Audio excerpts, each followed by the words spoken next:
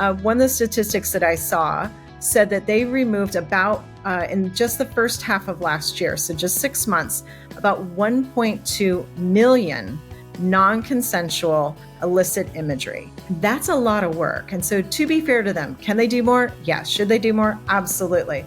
But they did have to remove a lot. This is a real huge problem. When you phrase it like that, and when you have the stats and the numbers to indicate that millions and millions of these photos or images or videos or clips or whatever it is are out there, it certainly is a full-time job, and it definitely is a what I would deem a national emergency, a crisis, really.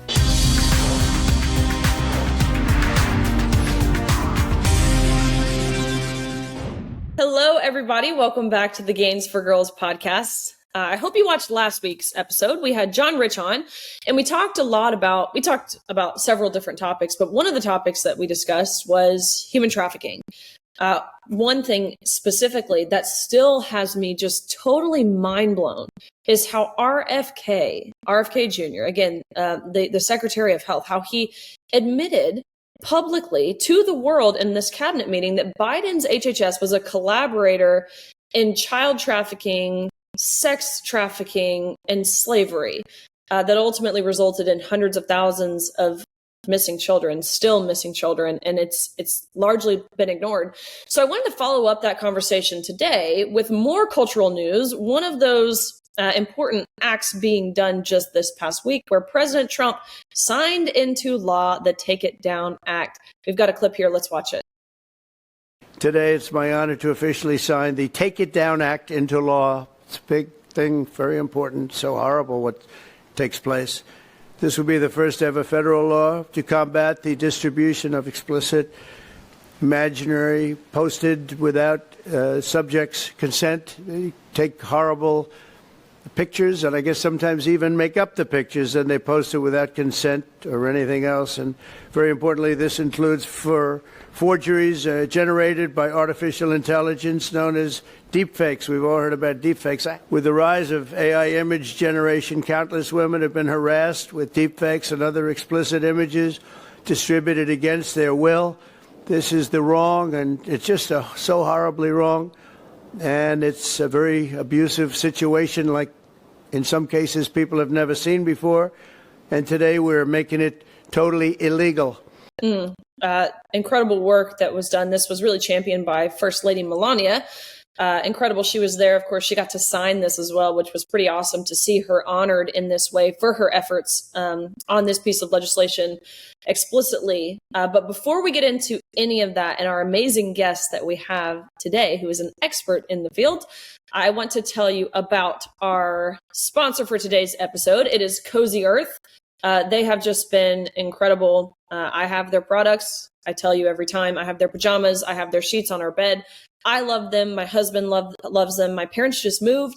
They have their sheets. They love them. It has really helped create a sanctuary, if you will, within our own home, which is needed. I travel so much. So when I'm home, I want to enjoy sleeping in my bed. And I get to do that with my sheets and my pajamas, my loungewear from Cozy Earth. So I want you to go to CozyEarth.com. You can use my code GAINS, GAINES, for 40% off. Again, best-selling sheets, pajamas, and more. There's a 100-day return if you don't like it, but trust me, you will. You will not regret your purchase.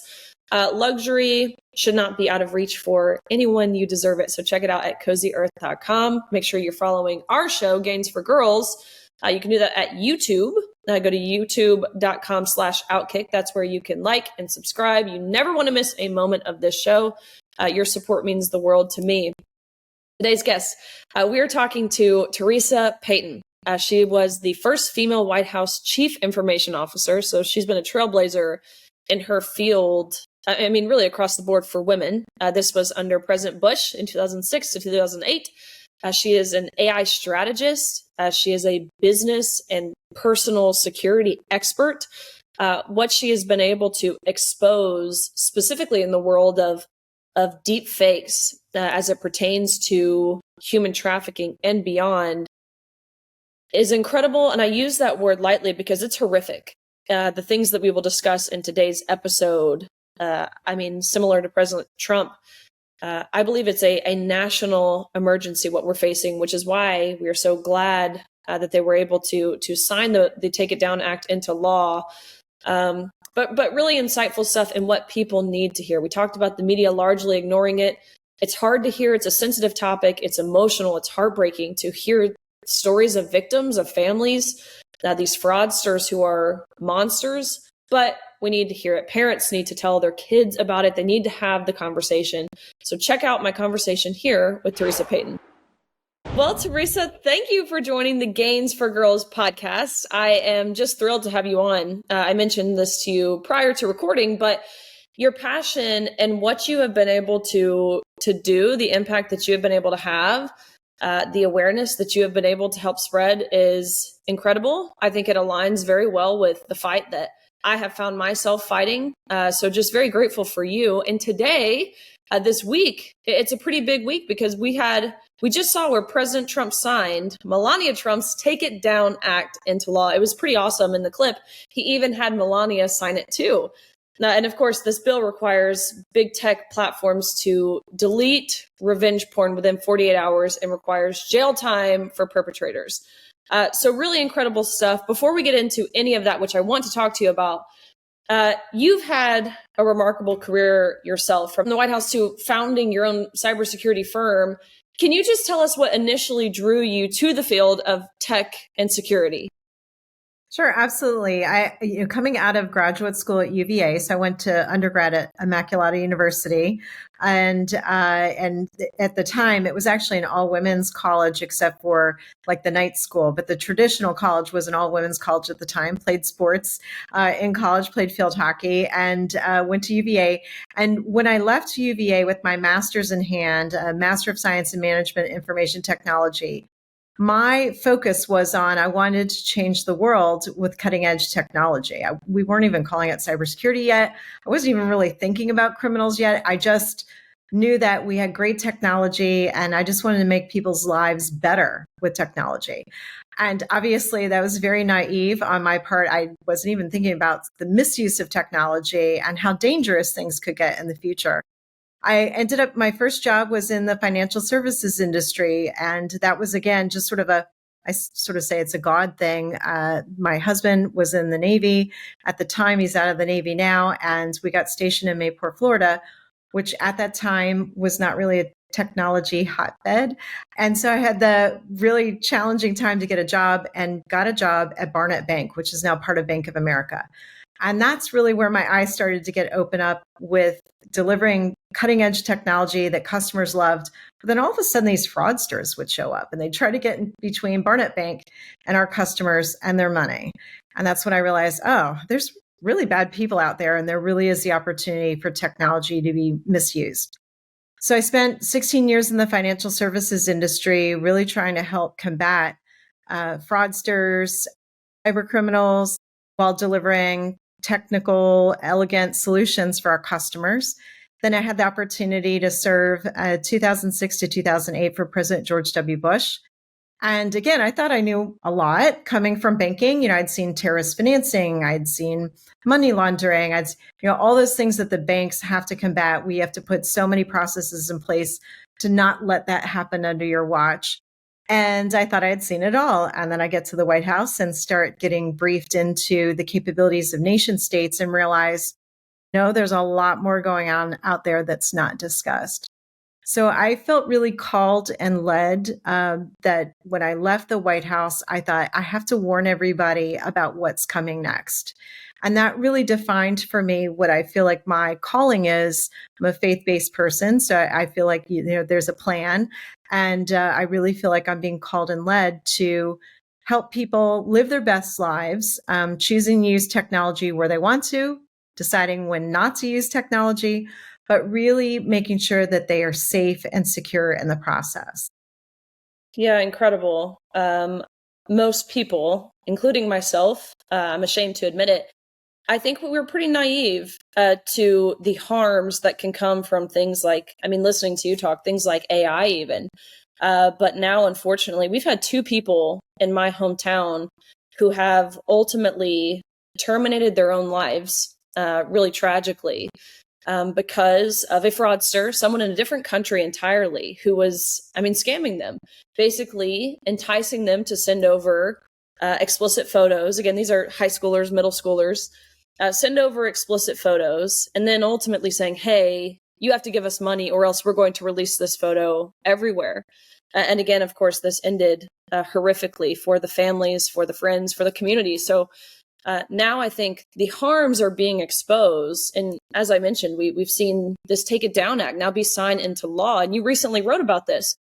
First of all, this was bipartisan, which is, you and I can both acknowledge, it's incredible to have anything that is bipartisan in the political climate that we have, certainly in regard to elected representation at the federal level, any level, really, for that matter. But you wrote about the need for urgency. So can you discuss the legislation, the importance behind it, what it does, and why specifically this is something that needs to be handled with swift and decisive action, like Congress and President Trump has done now? Yeah. And so my understanding around what got signed today, and you're right, it does have bipartisan support. And, first of all, thank you, Senator Ted Cruz and Amy Klobuchar, for coming out and saying, hands across the aisle, this is not a partisan issue. This is also not a free speech issue. So you may recall there were actually people saying this law is going to violate free speech. And I just want to tell people, if you are not related to or friends with somebody who has been a victim of non-consensual illicit images being created, being distributed about them, or those terrible tragedies that you relayed that happen in your own hometown, somebody who is victimized by pornographic images because they were tricked, enticed, by fraudsters and, horrible, evil people. If you've never met any of these victims, then you don't know what you're talking about. And this is not stifling freedom of speech. This is giving necessary remedies to victims who in many cases do take their own life. And if we can do something about this, if we can create a bill that enforces swift takedown of these non-consensual images being created, being displayed, being stolen, being displayed, if we can save one life, then this bill needs to happen. So what this bill, as I understand, is going to create once it's enacted. Now that the bill is signed, it doesn't mean tomorrow that these reliefs come for victims. There's still a time period where these organizations will have time to get ready to this, to be in compliance. But by the way, Riley, here's the thing. Many of the social media companies, they were looking forward to having this regulation. So knowing what the yardstick is that they're going to be measured by and standing up to that. So it's probably going to be another 30, maybe as long as 180 days for this law to be turned into sort of the compliance regulatory framework.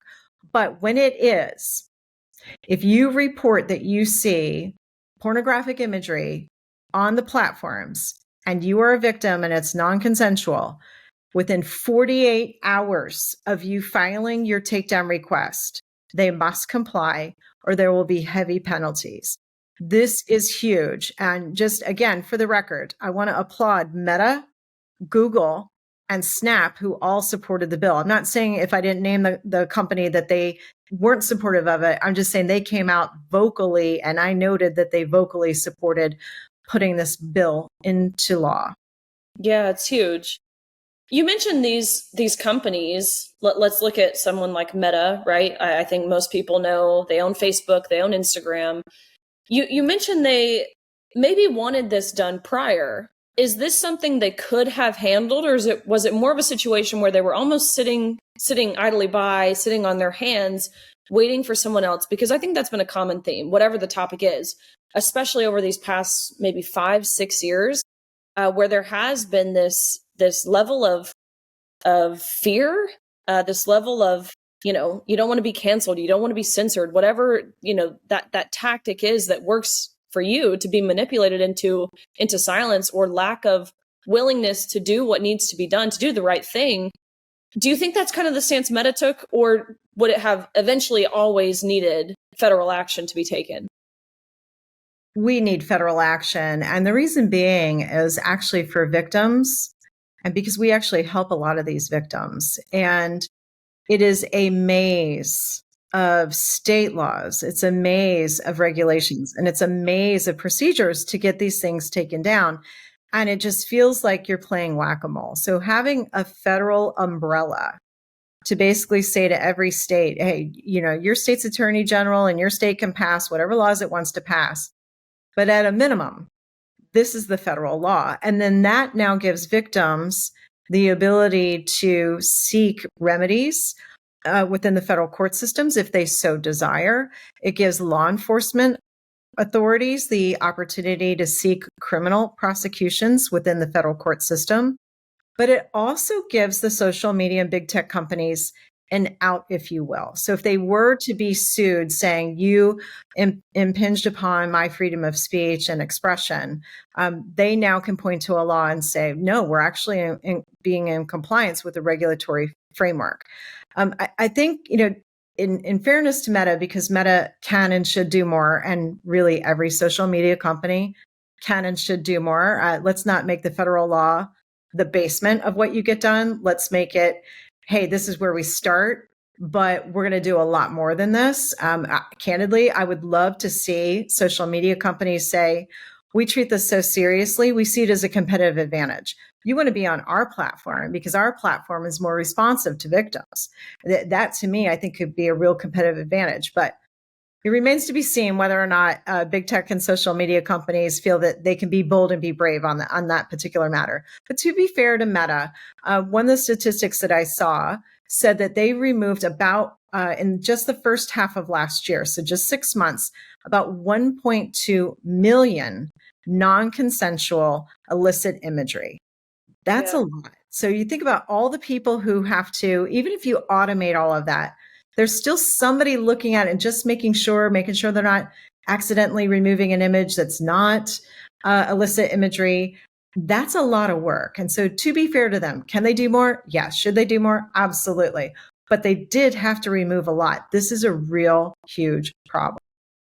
Yeah, when you phrase it like that, and when you have the stats and the numbers to indicate that millions and millions of these photos or images or videos or clips or whatever it is are out there, it certainly is a full-time job, and it definitely is a what I would deem a national emergency, a crisis, really, that this is even happening. It's a discussion that we have to have.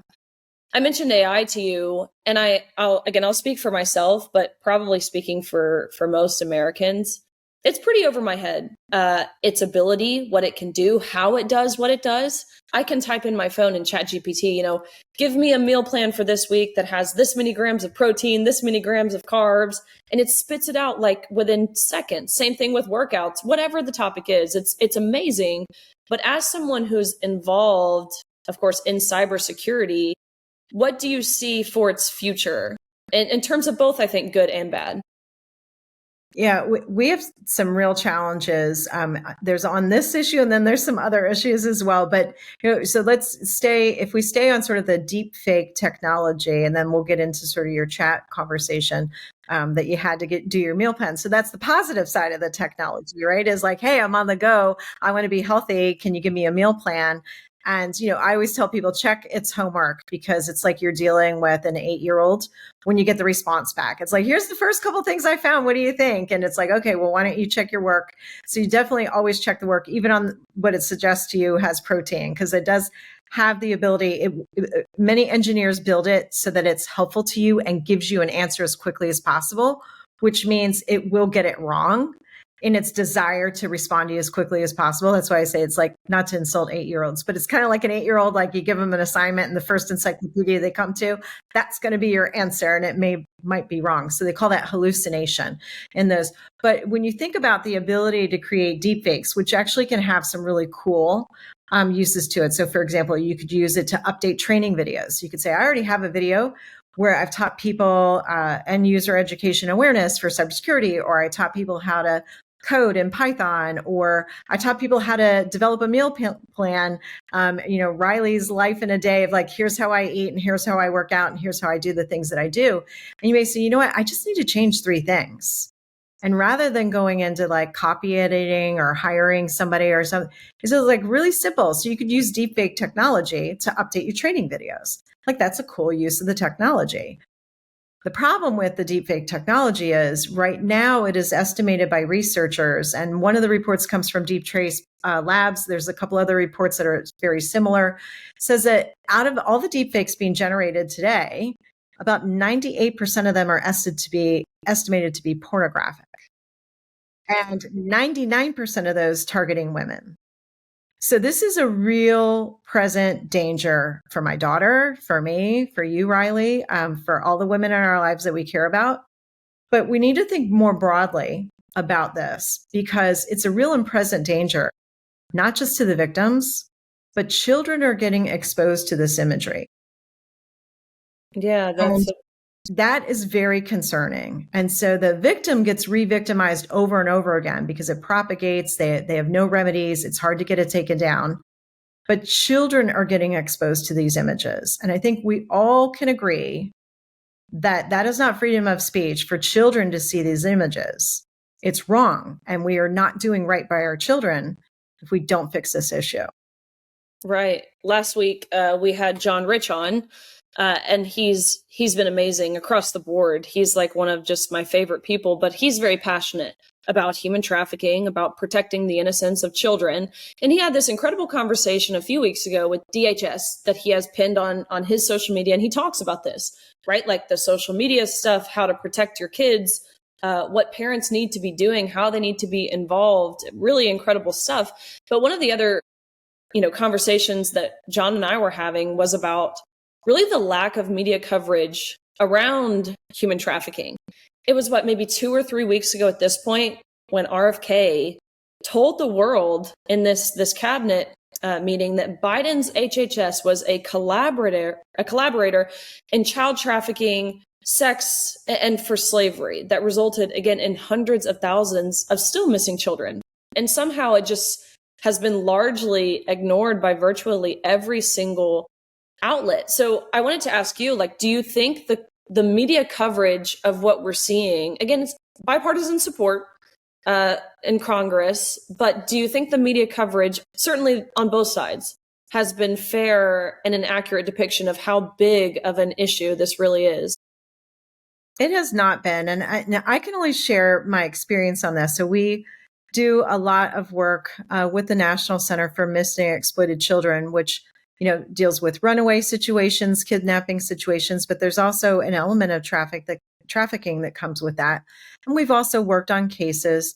And as a parent of 3 kids, I'm very concerned about trafficking. And I also look at sort of, as people move to this country, the ones that move, whether it's legal or whether they didn't come here through the, sort of the right process, they came here illegally. It ends up setting up people, the weakest among us, into a situation where they can be trafficked. And I will tell you, so I was on the reality TV show Hunted, which was on CBS. And so coming out of that, I met a lot of really great people who do documentaries and who do reality TV. And I've pitched several times over the years, we should do a story and help people understand what human trafficking looks like. We should follow some cases. We should see if we can solve some cases. And let's take the best and the brightest in our country and do a collaborative effort with groups like the U.S. Marshals, like the group in DHS that works on this. And let's do something to, one, highlight the work of the brave men and women who are doing this work today to end human trafficking and child trafficking. But 2, bring about awareness, because we really have to have a community watch project around this. And the only way you can have a community watch project around this is you have to bring awareness. And every time I talk to different producers about this, they're like, oh, it's such a dark topic. I just don't think we can sell it. So that's my experience in, trying to get the word out on this and trying to, basically convince somebody who does documentary work or somebody who does reality TV work, like there's something here we could do and like lives matter and we could really make a difference. And maybe it's just me. I mean, I'm not a professional storyteller. I'm not a, professional TV person. So maybe I'm just not the right person to bring that message forward. But I do feel like the media has to cover this more. And I do understand it's a very delicate conversation. It's not something people want to talk about. And, but we have to get the word out. Yeah. Well, I think of people like you, of course. I think of people like Tim Tebow, who just was featured in an episode with Sean Ryan, where he showed, I think it was 111,000 IP addresses that had downloaded child pornography of kids under the age of 12 in just the past 30 days. Again, 111,000 IP addresses. And he had this map and it showed the pretty dark red spots where it was the worst. The South was infiltrated. Washington, D.C., crazily enough, was a very red dot. New York was a big red dot. Several places in California, big red dots. It was horrific. But it opened my eyes so much because, again, most people, because it's not talked about, because it is taboo, it's heartbreaking. It's emotional. People don't want to hear about this all the time. And I understand that. But it opened my eyes so much to the horrors that exist, how people are evil, people, monsters exist. Really, really sick stuff. So I think that would be incredibly beneficial. And I hope this falls on the right ears. Hopefully there's someone listening that could help navigate or execute something like this, because it would be really powerful. You're right, because and it's been great that Tim Tebow has put sort of his time and his celebrity and his foundation behind this to really uncover this. And really, candidly, in order to have the public be more aware, to spot the challenges, to know I have an issue, so one of the things that I learned in protecting God's children, which is something that at least in our diocese, all Catholic school parents have to go through if you even want to go on a field trip with your kid. And one of the things we learned in the Protecting the God's Children classes is that people who traffic in children especially, they don't actually believe they're doing something wrong. And even though they've been arrested, they'll even say in these videos, which is very hard to watch as a parent, like, I've been told it's wrong, but I would most likely do it again. And you're just absolutely horrified. These are people who have had jail time. These are people who have been through counseling. And I'm not saying everybody is like that, but at least in the training that I went through, I was trained to spot the signs. I was trained to ask questions. I was trained on how to talk to my children so that they would be comfortable telling me, even if somebody told them not to tell me. But not every parent goes through that training. And this is where, if we can bring a way to story tell about this and highlight, number one, the brave men and women in this country, both in the nonprofit organizations, but in our law enforcement organizations that are literally banging on doors and rescuing people from human trafficking, rescuing children from this, busting these horrible, evil people who are now creating the imagery. We always had bad people around us, but the misuse of technology allows them to automate their evil ways at a speed and scale none of us really want to think about. And so if we can shine a light on that and educate the public on what this looks like, maybe, just maybe, somebody who's getting ready to do an evil, heinous thing because they think there's nothing wrong with it, maybe they would see some of this and say, gosh, there's something wrong with what I'm doing. I need help. We've got to find a way to get to zero victims. We have to find a way to get to these evil people and either lock them up or rehabilitate them, if that's even possible. Totally agree. As most Americans, I certainly believe do. What are, last thing for you, what's kind of the next thing? You're working on the human trafficking stuff, exposing again the sextortion, I believe is what they call it. Some of those, again, awful things. What else is on the docket for you?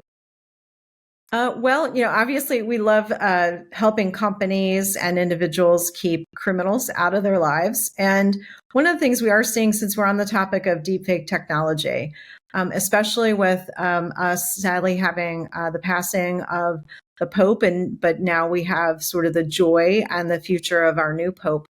One of the things that we are seeing is that many faithful around the world, they don't have to be Catholic, they can be, kind of all faiths and persuasions, believing in a God and wanting to sort of connect to different people, even like a Tim Tebow, for example. And we're starting to see fake social media accounts, imposter accounts But the thing that's different is they are able to create very convincing deepfake audio, deepfake video, even create very convincing looking passports, driver's licenses. And they are targeting people online and defrauding them of money. So they think they're helping the Pope or a cardinal or a priest, or they think they're helping, Mark Wahlberg, or, you name any sort of notable faith-based person who's out there, they probably have a charity tied to them. And so they think they're part of a fan club, and they think they're actually engaging with either the Christian or the faith-based celebrity themselves or the organization. And they're sending their hard-earned money to criminal syndicates. And so, if you could get the word out to your followers of, there's ways to validate that you are dealing with the legitimate person or not the legitimate person, but understand you are a target. I find it amazing. Obviously a lot of it's automated because of the accounts I follow. I get approached all the time by these imposter accounts. And I think, did you even look at my bio? Like, I would not approach me. I would not. And so a lot of times I just do enough investigative information and I turn it over to the social media platform and I turn it over to law enforcement. And I'm like, here's another one for you. Here's another one for you. You're just being a good citizen. And that would be the thing I would tell people is if you see these imposter accounts on social media platforms, they cannot keep up.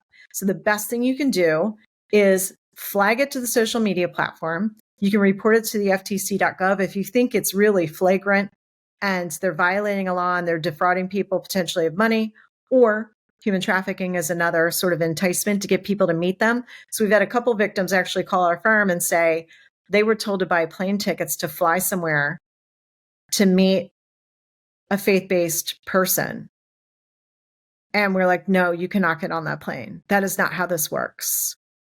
So if you could just kind of warn everybody, just like we teach children about stranger danger, and no, you can't get in a car to help somebody find a lost puppy, and no, you can't take candy from people you don't know, and no, you can't get in a car and show somebody directions to get to their mother who had a heart attack. Like, these are all ruses. We have to teach people that, yes, I know you think you're looking at their driver's license, their passport, this is their voice, this is where they were on the set doing something.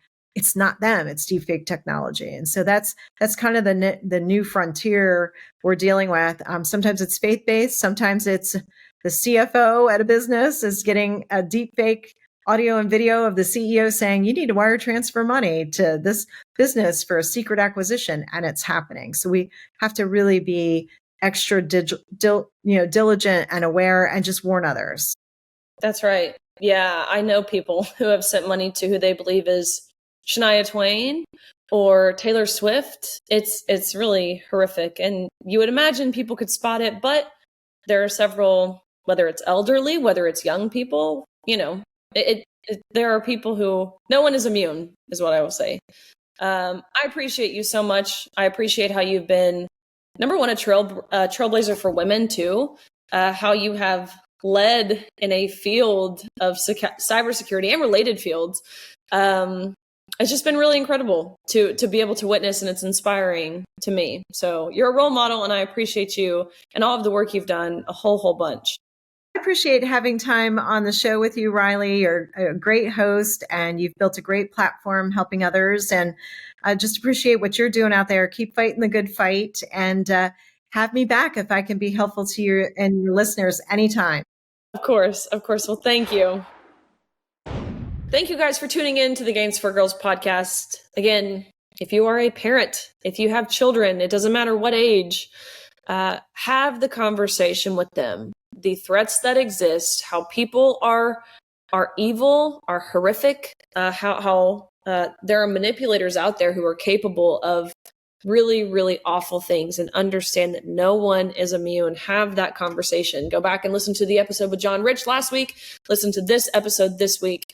Follow us on YouTube at youtube.com/OutKick. That's where you can like and subscribe. You can comment. You can engage in conversations with others in the comment section, which we appreciate. Never miss an episode. Your support means the world to me.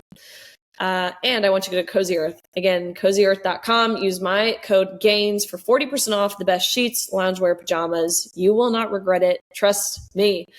Appreciate you guys, and we will see you again next week.